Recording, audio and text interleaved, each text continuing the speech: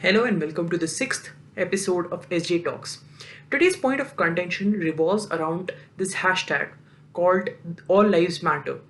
Now, how we reached to this point, this trending hashtag, let's get to that first.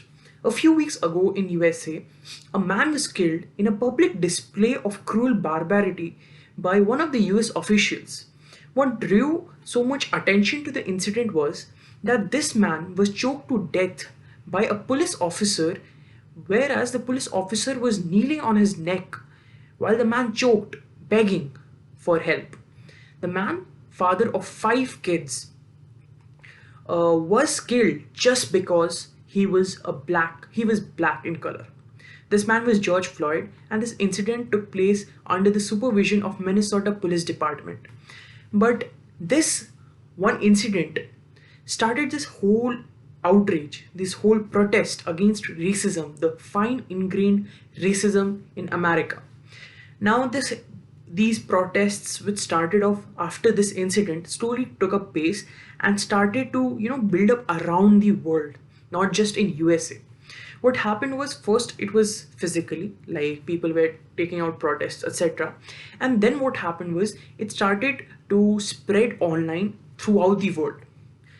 Many social communities, many speakers, many NGOs got involved, the civil society at large was involved, and hashtag Black Lives Matter started to trend.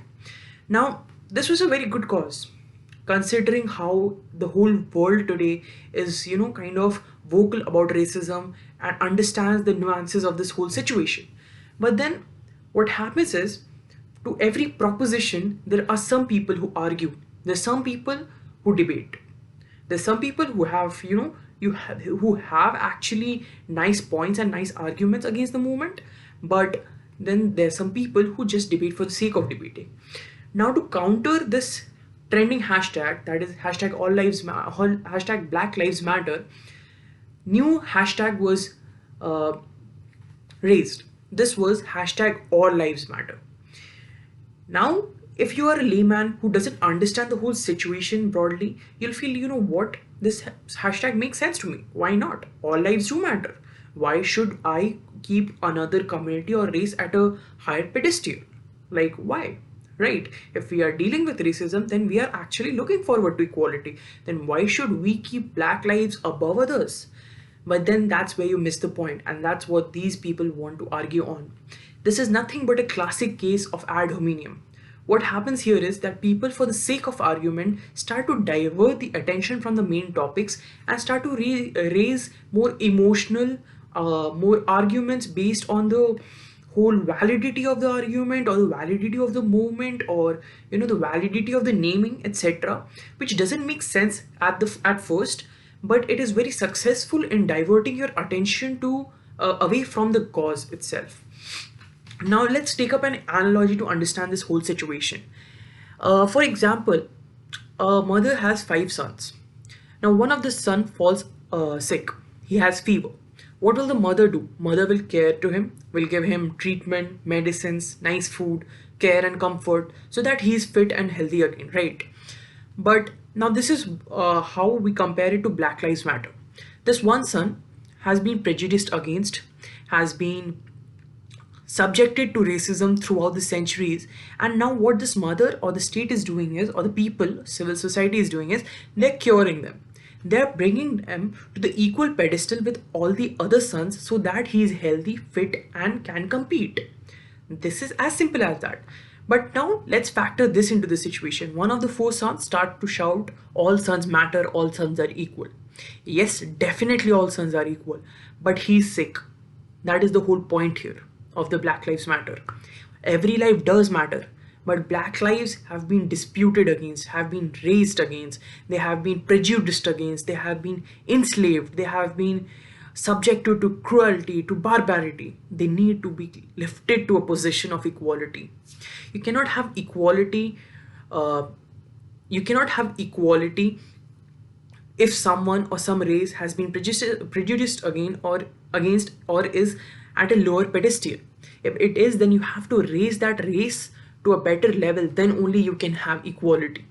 Now, some YouTubers or some people started to speak against this Black Lives Matter, and they had weird arguments. Some of them even went on to say that, this Black Lives Matter is just like feminism.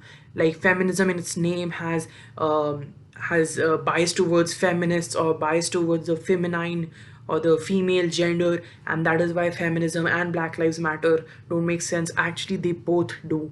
They are not just named for the sake of naming. They have been named that way because these two movements need to bring that specific race, that specific caste, that specific gender to equal level. This argument is basically like saying, there's something called SC/ST Atrocities Act in India.